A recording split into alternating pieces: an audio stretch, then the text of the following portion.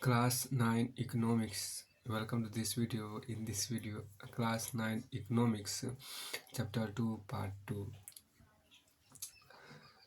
इसमें ये आपको है कि the gross enrolment ratio GER, the gross enrolment ratio GER in higher education in the age of 18 to 23 years is 27%.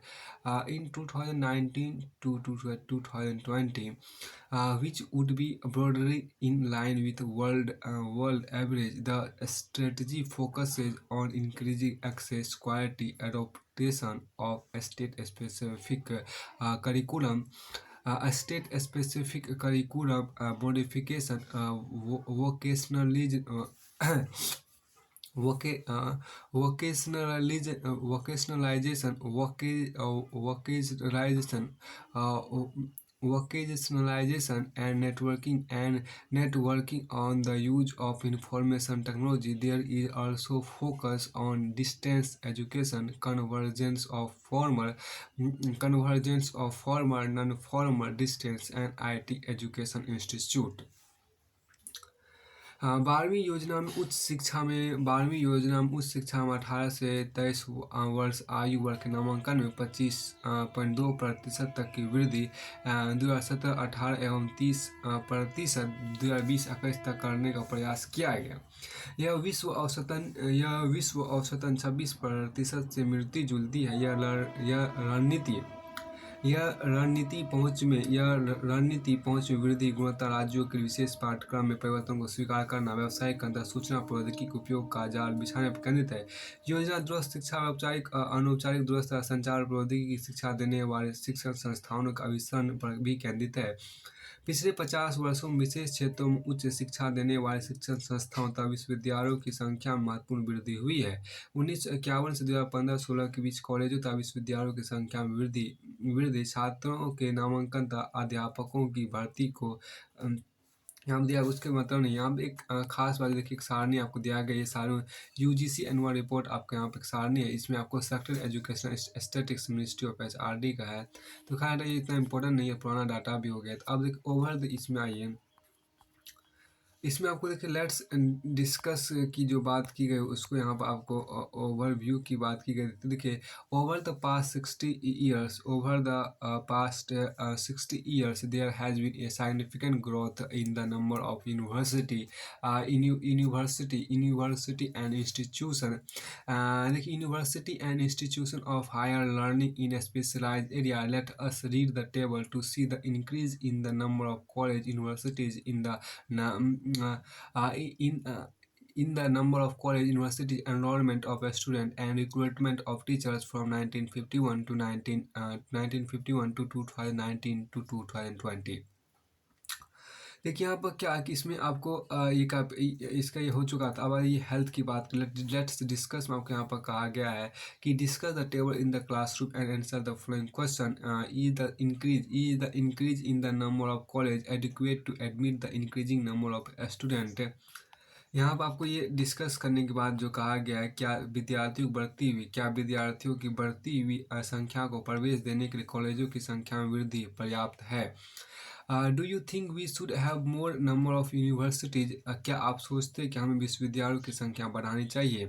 देखिए what is the increase notice among the teachers in the 2015 and 2016। देखिए वर्ष 1950-51 से वर्ष 1998-99 तक शिक्षकों की संख्या में कितनी वृद्धि हुई है। What is your idea about future college and universities. भावी महाविद्यालयों और विश्वविद्यालयों के बारे में आपके क्या विचार हैं।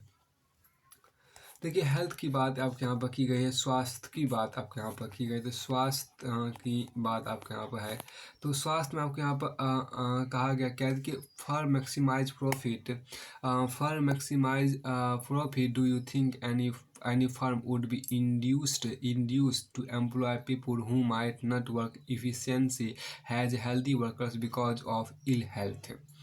Because of ill health, the health of a person helps him to realize his her potential and the ability to fight illness. She will not be able able to maximize his her output to the overall growth of the organization. Indeed, health is an indispensable basis for realizing one's well-being. Hence for improvement in the health status of the population has been the priority of the country. Our national policy too aims at improving the accessibility of healthcare, family welfare, and nutritional service with a special focus on the underprivileged segment of the population. Over the last 5 decades, India has built a vast health infrastructure and has built a vast health infrastructure and has also developed the manpower required at primary, secondary, and tertiary sector in government as well as in the private sector. तो यहाँ जो कहा कि firm का उद्देश्य लाभ को अधिकतम करना है। स्वास्थ्य में देखिए, फर्म का उद्देश्य लाभ को अधिकतम करना है। क्या आप सोचते हैं कोई भी फर्म ऐसे व्यक्तियों को रोजगार देने के लिए प्रेरित होगी जो खराब स्वास्थ्य होने के कारण स्वस्थ श्रमिकों के बराबर कार्य नहीं कर पाए? किसी व्यक्ति का स्वास्थ्य उसे अपनी क्षमता को प्राप्त करने और बीमारी से लड़ने की ताकत देता है। बहुत अच्छी बात कहा, किसी व्यक्ति का स्वास्थ्य उसे अपनी क्षमता को प्राप्त करने और बीमारी से लड़ने की ताकत देता है। ऐसा कोई भी अस्वस्थ स्त्री पुरुष संगठन के समग्र विकास में अपने योगदान को अधिकतम करने में सक्षम नहीं होगा। वास्तव में स्वास्थ्य अपना कल्याण करने एक अपरिहार्य वास्तव में देखिए यहाँ पे जो कहा गया, देखिए वास्तव में क्या है, देखिए वास्तव में स्वास्थ्य अपना वास्तव में स्वास्थ्य वास्तव में आपको वास्तव में स्वास्थ्य अपना कल्याण करने का एक अपरिहार्य आधार है। इससे जनसंख्या की स्वास्थ्य स्थिति को सुधारना किसी भी देश की प्राथमिकता होती है। हमारी राष्ट्रीय नीति का लक्ष्य भी जनसंख्या के अल्प सुविधा प्राप्त वर्गों को विशेष ध्यान देते हुए स्वास्थ्य सेवाओं, पर्यावरण कल्याण और पौष्टिक सेवाओं तक इनकी पहुंच को बेहतर बनाना है। पिछले 5 दशकों में भारत ने सरकारी और निजी क्षेत्रों में प्राथमिक, द्वितीयक तथा तृतीयक सेवाओं के अपेक्षित एक विस्तृत स्वास्थ्य आधारित संरचना और जनशक्ति का निर्माण किया है। अब यहाँ देखिए क्या कि दीज मेजर देखिए क्या कि these measures which have been adopted have increased the life expectancy to over 69.4 years in 2016. Infant mortality rate (IMR) has come down from 147 in 1951 to 36 in 2020. Crude देखिए आप crude birth rates crude birth rates have dropped to 20 in 2018 and death rates to 6.2 in 2018 within the same duration of time. Increase in life expectancy and improvement in child care are useful in assessing the future progress of the country. Increase in longevity of life is an indicator of good quality of life marked by self-confidence. Reduction in infant mortality involves the protection of children from children's infection, ensuring the nutrition of both the mother and the child and child care. देखिए यहाँ पर क्या कि इसका ये मतलब इन उपायों को अपनाने से जीवन प्रत्याशा बढ़कर वर्ष 2014 में 68.3 वर्ष अधिक हो गई। शिशु मृत्यु दर 1951 के 127 से घटकर 2016 में 34 पर आ गई। इसी अवधि में आपको अशोधित जन्म दर गिरकर 20.4 और मृत्यु दर 6.4 पर आ गई। अशोधित मतलब देखिए क्रूड बर्थ जिसको बोलते हैं, मतलब क्रूड बर्थ मतलब अशोधित जन्म दर गिरकर आपको 20.4 और मृत्यु दर 6.4 पर आ गए। जीवन प्रत्याशा में वृद्धि और शिशु देखभाल में सुधार देश के आत्मविश्वास को भावी प्रगति के साथ आंकने के लिए उपयोगी है। आयु में वृद्धि देखिए, आत्मविश्वास का जीवन की उत्तम गुणवत्ता का सूचक है। शिशुओं की संक्रमण से रक्षा तथा माताओं के साथ बच्चों की देखभाल और पोषण सुनिश्चित करने से शिशु मृत्यु दर घटती है। फिर आपको आगे यहाँ पे कहा गया हाँ, देखिए इसके बाद आपको आगे एक लेट्स डिस्कस आपके यहाँ पर है क्या कि स्टडी टेबल 2 पर देखिए what is percentage increase in dispensaries from 1951 to 2020। अब एक देखिए सबको हटाइए, उतना ही आपको महत्वपूर्ण भी नहीं है। इसके बाद आपको आगे आप देखिए एक खास बात जो आपको कहा गया यहाँ पे एक टेबल देखिए health infrastructure over the years, health health infrastructure over the years, संबंधित वर्षों की स्वास्थ्य अधिक स्वास्थ्य संरचना आप देखिए। देखिए यहाँ पे HSC जिसको बोलते हैं, PSC जिसको बोलते हैं, और आपको CHC जिसको बोलते हैं, मतलब उपकेंद्र एच आप जो बोलते हैं उपकेंद्र हो गया, प्राथमिक स्वास्थ्य केंद्र हो गया, या सामुदायिक स्वास्थ्य केंद्र जिसको बोलते हैं। CHC मतलब कॉमन हेल्थ सेंटर। देखिए HSC मतलब उपकेंद्र होता है। HSC मतलब क्या होता है, उपकेंद्र आपको होता है जिसको हम हायर इस तरह हायर तो नहीं कर सकते, HSC का कुछ और मीनिंग होता होगा। अब यहाँ देखिए PSC प्राइमरी हेल्थ सेंटर हो गया, प्राइमरी हेल्थ सेंटर हो गया, उसका CSC मतलब कॉमन हेल्थ सेंटर हो गया। उसके बाद देखिए यहाँ पर डिस्पेंसरीज एंड हॉस्पिटल। देखिए डिस्पेंसरीज एंड हॉस्पिटल का मतलब आपको डिस्पेंसरी मतलब औषधालय मतलब मेडिकल जो आपको बोलते हैं अब देखिए औषधालय जहाँ में दवाइयाँ रखी जाती है, तथा अस्पताल हो गया। उसका देखिए बेड से बिस्तर जिसको बोलते हैं सरकारी के लिए। उसका देखिए रजिस्टर्ड डॉक्टर इन मेडिकल काउंसिल। देखिए यहाँ पर क्या कि भारतीय चिकित्सा परिषद में पंजीकृत डॉक्टर आपको है। फिर देखिए nursing personal ANM, nursing personal देखिए ANM होता है, RM होता है। देखिए ANM भी होता है, RN एंड RM भी होता है, प्लस LHV भी होता है। तो ANM भी होता है, RN भी होता है, एवं RM भी होता है, और LHV भी होता है। तो फिर यहाँ पे एक खास जो चीज़ आप देखिए यहाँ पर दिया गया है एब्रीविएशन। देखिए आपको देखिए SC मतलब होता है सब सेंटर। SC का मतलब आपको क्या हो गया, SC का मतलब आपको यहाँ पर सब सेंटर होता है। SC मतलब आपको सब सेंटर होता है। PSC मतलब प्राइमरी हेल्थ सेंटर होता है।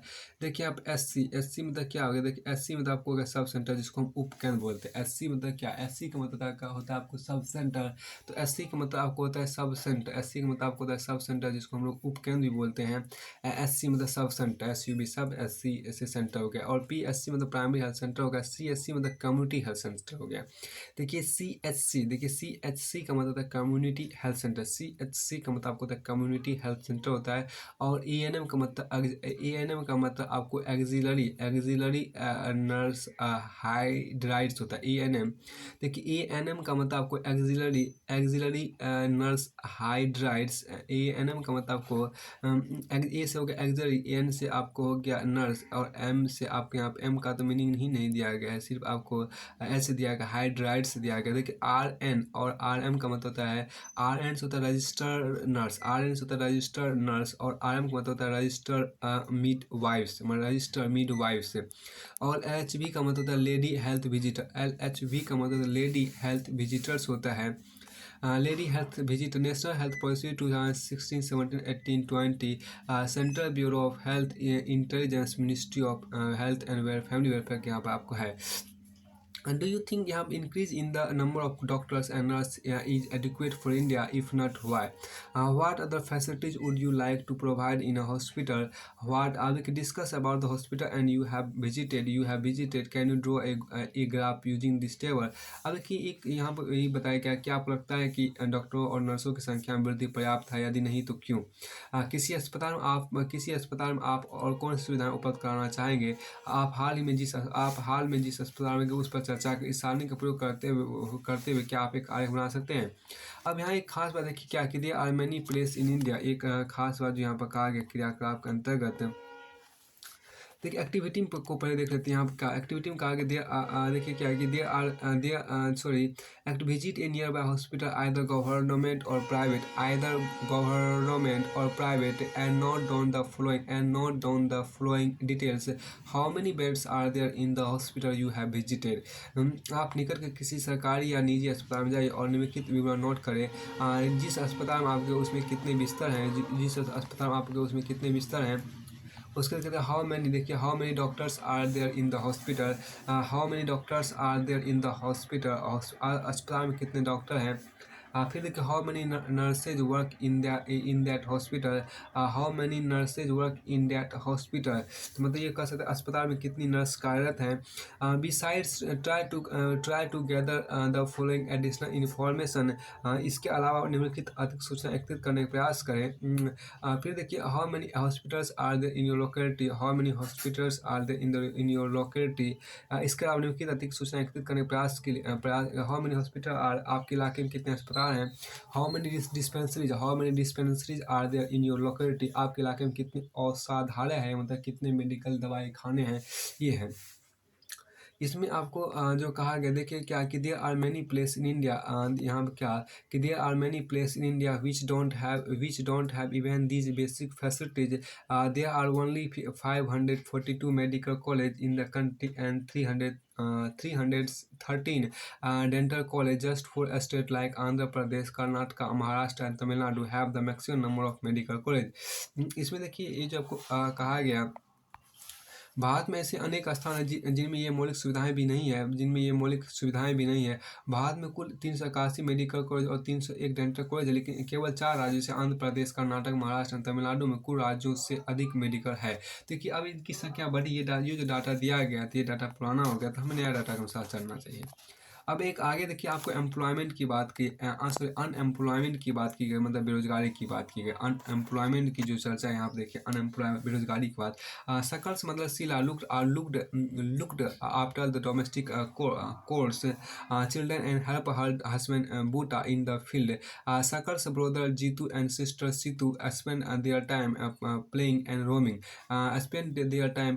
Roaming, can you call Sheela और जीतू और Seetu unemployed, if not why. देखिए यहाँ पर क्या कि शकल की माँ शीला अपने घरेलू कामकाज और बच्चों की देखभाल तथा खेती के काम में अपने पति बूटा की मदद करती थी। शकल का भाई जीतू और बहन सीतू अपना समय खेलने और घूमने फिरने में गुजारते थे। क्या आप शीला या जीतू या सीतू को बेरोजगार कह सकते हैं, यदि नहीं तो क्यों। अनएम्प्लॉयमेंट, यहाँ देखिए क्या unemployment is said to exist when people देखिए unemployment is said to exist when people who are willing to work at the going wage can not find job. Sheela is not interested in working outside her domestic domain. Jitu and Situ are too small to be counted in the workforce population. Neither Jitu, Situ or Sila can be counted as unemployed. The workforce population includes people from 15 years to 59 years. Sakal's brothers and sisters don't fall within this age group. So they cannot be called unemployed. Sakal's mother Sila works for the family. She is not willing to work outside her domestic domain for payment. She too cannot be called unemployed. Sakal's grandparents, although not mentioned in the story, cannot be called unemployed. देखिए यहाँ पर शकल की माँ, इसमें जो आपको शकल की माँ शीला अपने घरेलू कामकाज और बच्चों की देखभाल तथा खेती काम में अपने पति बूटा की मदद करती थी।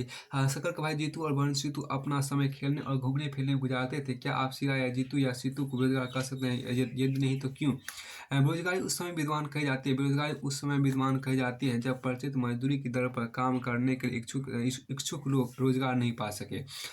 शीला की रुचि अपने घर के बाहर काम करने में नहीं है। जीतू और सीतू बहुत छोटे हैं और उनकी गिनती श्रम शक्ति की जनसंख्या में नहीं हो सकती, और ना ही जीतू, सीतू और शीला को बेरोजगार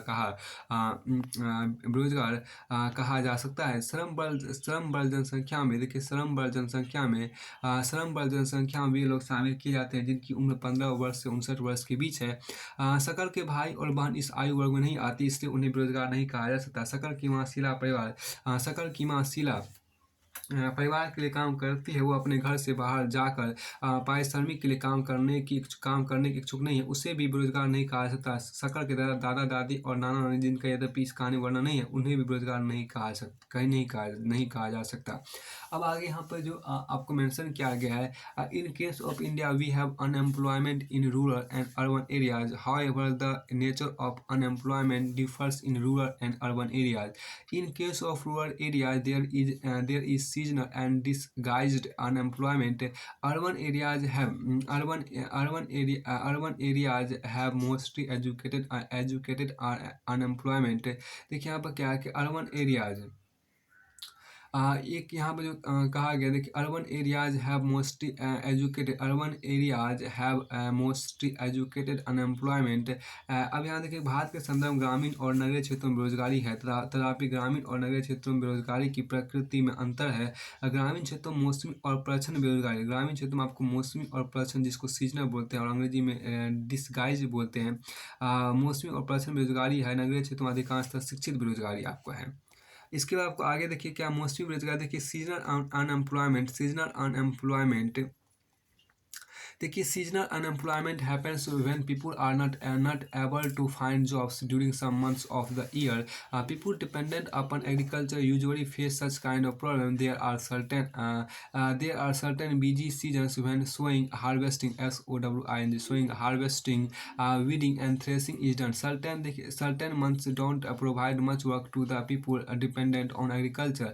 In case of disguised unemployment, people appear to be employed. They have agricultural plot where they find work. This usually happens among family members engaged in agricultural activity. The work requires the service of 5 people but engage 8 people. There people are extra. Three people are extra. These 3 people also work in the same plot as the others. The contribution made by the three extra people does not add to the contribution made by the 5 people. If their people are removed, the productivity of the field will not decline. The field requires the service of 5 people and the 3 extra people are disguised unemployed. देखिए यहाँ पर क्या इसमें जो कहा गया मौसमी बेरोजगारी तब होती है। देखिए क्या कि मौसमी बेरोजगारी तब होती है जब लोग वर्ष के कुछ महीनों में रोजगार प्राप्त नहीं कर पाते। कृषि पर आश्रित लोग आमतौर पर इस तरह की समस्या से जूझते हैं। वर्ष में कुछ व्यस्त मौसम होते हैं जब बुआई, कटाई, निराई और गहाई होती है। कुछ विशेष महीनों में कृषि पर आश्रित लोगों को अधिक काम नहीं मिल पाता। प्रच्छन्न बेरोजगारी के अंतर्गत लोग नियोजित प्रतीत होते हैं, उनके पास भूखंड होता है और जहाँ उन्हें काम मिलता है। ऐसा प्राय कृषिगत काम में लगे परिजनों में होता है। किसी काम में 5 लोगों की आवश्यकता होती है लेकिन उसमें 8 लोग लगे होते हैं। इनमें से 3 लोग अतिरिक्त है। ये तीनों इसी खेती पर काम करते हैं जिस पर 5 लोग काम करते हैं। इन तीनों द्वारा किया गया अंशदान 5 लोगों द्वारा किए गए योगदान में कोई बढ़ोतरी नहीं करता। अगर 3 लोगों को हटा दिया जाए तो खेत की उत्पादकता में कोई कमी नहीं आएगी। खेत में 5 लोगों को काम की आवश्यकता है और 3 अतिरिक्त प्रच्छन्न रूप से बेरोजगार होते हैं। इन केस ऑफ अर्बन, देखिए यहाँ पर क्या इन case of urban areas educated unemployment has become a common phenomenon. यहाँ देखिए क्या कि इसके बाद आपके यहाँ पर कहा गया इन case of urban areas educated unemployment has become a common phenomenon. Many youth with matriculation, graduation and post graduation degrees are not able to find job. A study showed that unemployment of graduate and postgraduate had increased faster than among matriculates. A paradoxical manpower situation is witnessed has surplus of manpower in certain categories. Coexist with shortage of manpower in others. There is unemployment among technically qualified person on one hand, while there is a dearth of technical skills required for economic growth. यहाँ एक जो खास चीज़ें कहा है, देखिए शहरी क्षेत्रों में एक आपको देखिए शहरी क्षेत्रों के मामले में शिक्षित बेरोजगारी एक सामान्य परिघटना बन गई है। मैट्रिक, स्नातक और स्नातकोत्तर डिग्रीधारी अनेक युवक रोजगार पाने में असमर्थ है। एक अध्ययन में यह बात सामने आई कि मैट्रिक की तुलना में स्नातक और स्नातकोत्तर युवकों में बेरोजगारी अधिक तेजी से बढ़ी है। एक विरोधाभासी जनशक्ति स्थिति सामने आई है। कुछ विशेष श्रेणियों में देखिए, कुछ विशेष श्रेणियों में जनशक्ति, कुछ विशेष श्रेणियों में आपको जनशक्ति अधिक के साथ ही कुछ अन्य श्रेणियों में जनशक्ति की कमी विद्यमान है। एक और तकनीकी अर्हता प्राप्त लोगों के बीच बेरोजगारी है, तो दूसरी ओर आर्थिक समृद्धि के लिए आवश्यक तकनीकी कौशल की कमी है। अब देखिए देखिए यहाँ पर क्या है कि बेरोजगारी से जनशक्ति संसाधन की बर्बादी होती है। युवकों में निराशा और हताशा की भावना होती है। लोगों के पास अपने परिवार का भरण पोषण करने की पर्याप्त मुद्रा नहीं होती है। शिक्षित लोगों के साथ जो कार्य करने के इच्छुक हैं और सार्थक रोजगार प्राप्त करने में समर्थ नहीं है, यह एक बड़ा सामाजिक अफवाह है। यहाँ देखिए unemployment unemployment leads to wastage of man power resource. People who are an assist for the economy turn into a liability.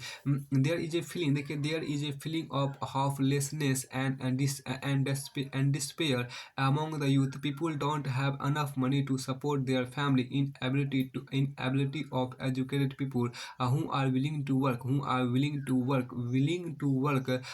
to find gainful unemployment implies a great social waste। A great social waste. देखिए unemployment, यहाँ जो देखिए unemployment tends to increase जो यहाँ पर कहा गया। Unemployment देखिए unemployment tends to increase economic overload. The dependence of unemployment on the working population increases the quality of life of an individual has well has of society is adversary affected। When a family has to live on a bare subsistence level, there is a general decline in its health status and rising withdrawal from the school system. Hence, unemployment has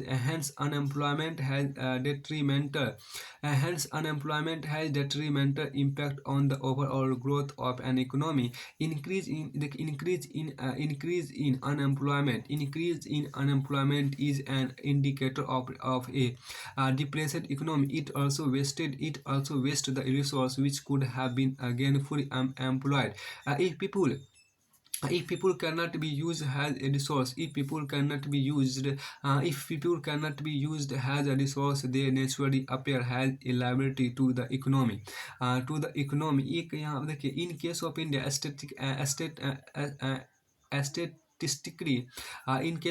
statistically, a large number of people represent with low income and productivity are counted as unemployed देखिए counted as employed।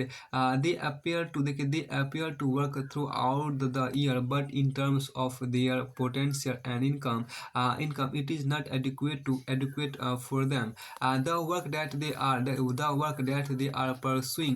they are pursuing seems forced upon them।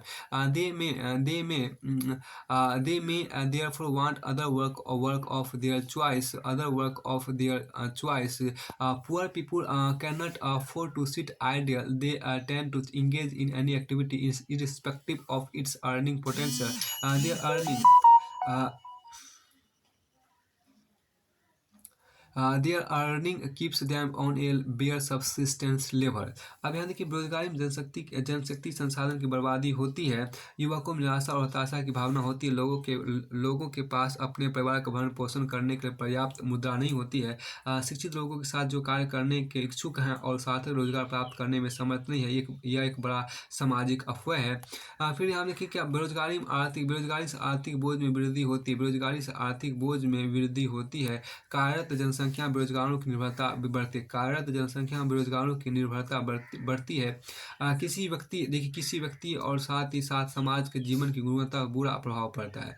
जब किसी परिवार को मात्र जीवन निर्वाह स्तर पर रहना पड़ता है तो उसके स्वास्थ्य स्तर में एक आम गिरावट आती है और स्कूल प्रणाली से अलगाव में वृद्धि होती है। इसलिए किसी अर्थव्यवस्था के समग्र विकास में बेरोजगारी का अहितकर इसलिए किसी अर्थव्यवस्था के समग्र विकास पर बेरोजगारी का अहितकर प्रभाव पड़ता है। बेरोजगारी में वृद्धि मंदीग्रस्त अर्थव्यवस्था का एक सूचक है। यह संसाधनों की बर्बादी भी करता है जिन्हें उपयोगी ढंग से नियोजित किया जा सकता है। अगर लोगों को संसाधन के रूप में प्रयोग नहीं किया जा सका तो वे स्वाभाविक रूप से अर्थव्यवस्था के दायित्व बन जाएंगे। सांख्यिकी रूप से भारत में बेरोजगारी की दर निम्न है। बड़ी संख्या में निम्न आय और निम्न उत्पादकता वाले लोगों की गिनती नियोजित लोगों में की जाती है। वे पूरे वर्ष काम करते प्रतीत होते हैं, लेकिन उनकी क्षमता और आय के हिसाब से उनके लिए पर्याप्त नहीं। वे काम तो कर रहे हैं, पर ऐसा प्रतीत होता है कि यह काम उन पर थोपे हुए। इससे शायद वे अपनी पसंद का कोई अन्य काम करना पसंद कर सकते। शायद इसलिए शायद वे अपनी पसंद का कोई अन्य काम करना पसंद कर सकते हैं। गरीब लोग बेकार नहीं बैठ सकते। वे किसी भी काम से जुड़ जाना चाहते हैं, चाहे उसे कितनी भी कमाई हो। अपनी इस कमाई से वे किसी तरह जीवन निर्वाह कर पाते हैं। फिर आपको आगे यहाँ पर जो कहा गया था कि इसके अतिरिक्त प्राथमिक क्षेत्र में स्वरोजगार एक विशेषता है। यद्यपि सभी लोगों की आवश्यकताएं नहीं होती है, फिर भी पूरा परिवार खेतों में काम करता है। इस तरह कृषि क्षेत्र में प्रचंड बेरोजगारी होती है, लेकिन जो भी उत्पादन होता है उसमें पूरे परिवार की हिस्सेदारी होती है। खेत के काम में साझेदारी और उत्पादित फसल में हिस्सेदारी की धारणा ग्रामीण क्षेत्रों में बेरोजगारी की कठिनाइयों में कमी लाती है, लेकिन इससे परिवार की गरीबी कम नहीं होती और प्रत्येक परिवार से अधिशेष श्रमिक रोजगार की तलाशों में गाँव से शहरों की ओर प्रवास करते हैं। अब आगे यहाँ पर जो देखिए moreover the employment structure यहाँ देखिए moreover the employment structure is characterised by self employment in the primary sector. The whole family contributes in the field even though not everybody is really indeed. So there is disguised unemployment in the agriculture sector, but the entire family shares what has been produced. देखिए this concept of selling of work in the field and work in the field and the produce reduce the hardship of unemployment in the rural sector, but यहाँ देखिए क्या कि in the but work in the field and the produce reduce the hardship of unemployment in the rural sector, but this does not reduce the poverty of the family. Gradually surplus labor from every household tends to migrate from the village in search of jobs. अब यहाँ देखिए let us discuss about the unemployment scenario in the three sectors mentioned earlier. Agriculture is the most labor-absorbing sector of the economy. In recent years, there has been a decline in the dependence of population on agriculture, partially because of disguised unemployment discussed earlier. Some of the surplus labor in agriculture has moved to either the secondary or the tertiary sector. In the secondary sector, a small-scale manufacturing is the most labor absorbing. In case of the tertiary sector, various new services are now appearing, like biotechnology, information technology, and so on. Let us read a story to know how people could become an assist for the economy of a village. देखिए लेकिन इसमें जो आपको कहा गया आपको एक minute यहाँ आपको जो है हाँ, इसी तरह कृषि क्षेत्र में आपको प्रचंड बेरोजगारी होती है, लेकिन जो भी उत्पादन होता है उसमें पूरे परिवार की हिस्सेदारी होती है। खेत के काम में साझेदारी और उत्पादित फसल में हिस्सेदारी की धारणा ग्रामीण क्षेत्रों में बेरोजगारी की कठिनाइयों में कमी लाती है, लेकिन इससे परिवार की गरीबी कम नहीं होती और प्रत्येक परिवार से अधिशेष श्रमिक रोजगार की तलाश में गाँव से शहरों की ओर प्रवास करते हैं। आइए उपरोक्त तीनों क्षेत्रों को रोजगार के परिदृश्य की चर्चा करें। कृषि का सबसे अधिक अवशोषण करने वाला अर्थव्यवस्था का क्षेत्र कृषि है। पिछले वर्षों में पूर्व चर्चित प्रचंड बेरोजगारी के कारण कृषि पर जनसंख्या की निर्भरता में कुछ कमी आई है। कृषि अधिशेष श्रम का कुछ भाग द्वितीयक या तृतीयक क्षेत्र में चला गया है।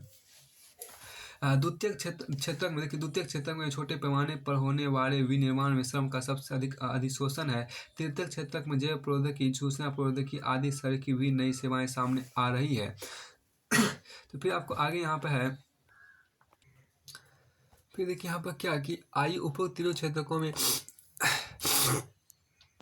क्षेत्रों को रोजगार के परिदृश्य की चर्चा करें। कृषि का सबसे अधिक अवशोषण करने वाला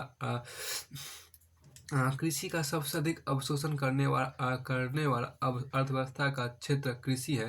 देखिए कृषि का सबसे अधिक अवशोषण करने वाला अर्थव्यवस्था क्षेत्र कृषि। पिछले वर्षों पूर्व चर्चित प्रचंड बेरोजगारी के कारण कृषि पर जनसंख्या निर्भरता में कुछ कमी आई है। कृषि अधिशेष कृषि अधिशेष श्रम का कुछ भाग द्वितीयक या तृतीयक क्षेत्रक में चला गया। द्वितीयक क्षेत्रक में छोटे पैमाने पर होने वाले विनिर्माण में श्रम का सबसे अधिक अभिशोषण है। तृतीयक क्षेत्र में जैव प्रौद्योगिकी, सूचना प्रौद्योगिकी और सड़की विभिन्न नई सेवाएं सामने आ रही है। अब यहाँ पे एक जो आगे कहा गया, देखिए आइए ये जानने की कहानी पढ़े कि कैसे लोग अपने गांव की अर्थव्यवस्था के परिसंपत्ति बन जाते हैं। देखिए द स्टोरी ऑफ, आपके यहाँ पर जो है देखिए स्टोरी ऑफ विलेज, आपका story of a village. There was a village inhabited by several families. Inhabited यहाँ पर जो कहा गया, there was a village inhabited by several families. Each family produce, देखिए each family produce enough to feed its member. Each family met each family met its needs. Each family met its need by the members making their own clothes and teaching their own children. One of the families decided to send one of its sons to an agricultural college. The boy got his admission in the nearby college of agriculture. After some time, he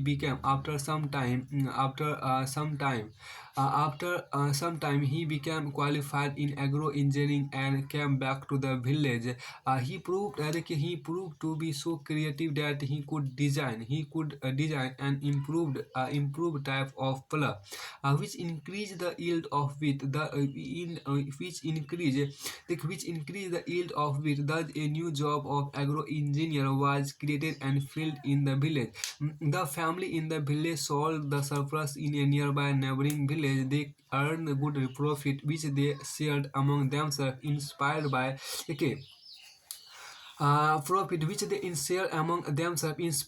the success of all the families. After some time, held a meeting in village. They all wanted to have a better future for their children too. They requested the panchayat to open a school in the village. They assured the panchayat that they would all send their children to school. And the panchayat, with the help of government, opened a school. A teacher was recruited from a nearby town. All the children of this village started going to school. After some time, one of the families gave training to his tailoring. She started stitching clothes for all the families of the village. For everyone no wanted to buy and wear well tailored clothes. Thus, another new job, that of a tailor, was created. This had another positive effect. The time of the farmer is going far for buying clothes was saved. As the farmers spent more time in the field, the yield of the farms went up. This was the beginning of prosperity. The farmers had more than what they could consume. Now they could sell what they produced to others who came to their village markets. Over time, this village, which formerly had no job opportunity in the beginning, in the no over time, this village, which formerly had no job opportunity in the beginning, had many, like teacher, tailor, agro engineer, and many more. This was the story of a simple village where the rising level of human capital enabled it to evolve into a place rich with complex and modern economic activities. देखिए एक गांव था जिनमें अनेक परिवार रहते थे। प्रत्येक परिवार इतना उपजा रहता था कि उससे उसके सदस्य खा पी सके। परिवार के सदस्य अपने कपड़े बुनते, अपने बच्चों को पढ़ाते और इस तरह प्रत्येक परिवार अपनी आवश्यकताएं स्वयं पूरी कर लेता था। इनमें से एक परिवार ने अपने एक बेटे को कृषि महाविद्यालय में भेजने का फैसला लिया। लड़के को निकट के एक कृषि महाविद्यालय में प्रवेश मिल गया। कुछ समय पश्चात वह कृषि इंजीनियरिंग की योग्यता प्राप्त कर गाँव वापस लौट आया। वह इतना सृजनात्मक निकला कि उसने एक उन्नत किस्म के हल का नमूना तैयार किया, जिससे गेहूं की उपज में वृद्धि हो गई। इस तरह गांव में एग्रो इंजीनियरिंग का एक नया काम सृजित हुआ और वहीं उसकी पूर्ति हुई। गांव के उस परिवार ने अपनी अधिशेष फसल निकट के गांव में बेच दी। उन्हें इससे अच्छा लाभ हुआ जिससे उन्होंने आपस में बांट ली। इस सफलता से इस सफलता से प्रेरित होकर कुछ समय पश्चात गांव के सभी परिवारों ने एक बैठक की। वे अपने बच्चों के लिए बेहतर भविष्य चाह रहे थे। उन्होंने पंचायत से गांव में एक स्कूल खोलने उन्होंने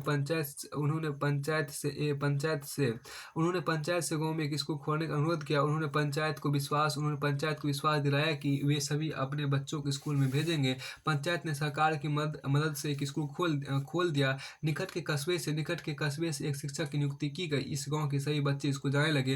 कुछ समय पश्चात गांव के एक परिवार ने अपनी एक लड़की को सिलाई का प्रशिक्षण दिलवाया।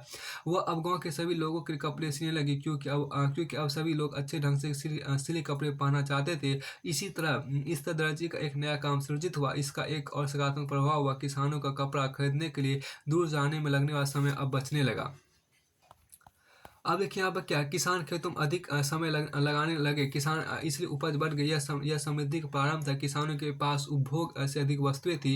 अब वे अपने उत्पादन उन लोगों को बेच सकते थे जो उनके गाँव के बाजार में आते थे। देखिए समय के साथ वह गाँव जहाँ प्रारंभ किसी नए काम का औपचारिक रूप से कोई अवसर नहीं था, शिक्षक, दर्जी, एग्रो इंजीनियर और अन्य तरह के लोगों से परिपूर्ण हो गया। यह एक साधारण गांव की कहानी थी, जहां मानव पूंजी के उठते स्तर ने उसे जटिल और आधुनिक आर्थिक क्रियाकलापों के स्तर के रूप में विकसित बनाया। तो फिर आपको आगे यहाँ पे देखिए सारांश आपका समरी यहाँ पे जो आपको है।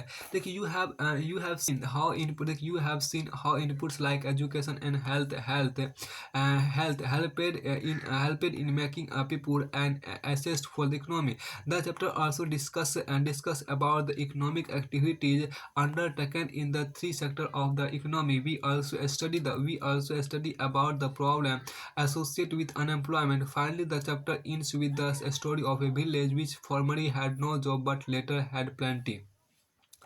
आपने देखा होगा कि शिक्षा और स्वास्थ्य के सामने आगत किस प्रकार लोग क्या आगत किस प्रकार लोग अर्थव्यवस्था के लिए परिसंपत्तियां बनाने में सहायता करती है। इस अध्ययन में अर्थव्यवस्था के तीनों क्षेत्रों में होने वाली आर्थिक क्रियाओं के इस विषय में चर्चा की गई है।